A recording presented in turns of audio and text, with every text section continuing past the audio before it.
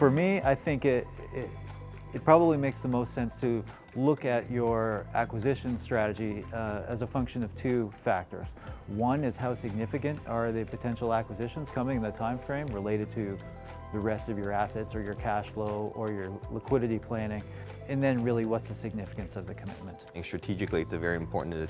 to know about the direction of the company and what those assets will be used for and the time period that they'll be used for. I think that comes into play definitely when making a decision in terms of lease versus buying and what you want to tie up your capital in purchasing in terms of those assets and what's the return again that those assets will bring to the business and how will it grow the business going forward.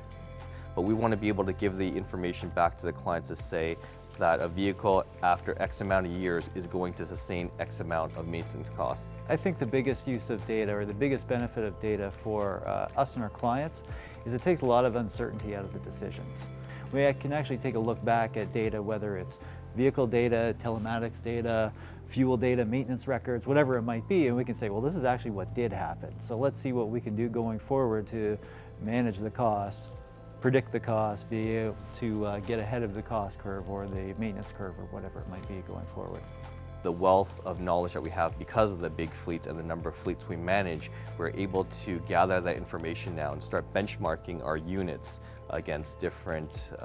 types of vehicles and providing some information that's very meaningful in terms of what the costs are going to be on certain units down the road and being able to share that information with our clients so they can make informed decisions as well when they go to acquire their next units or vehicles for their use.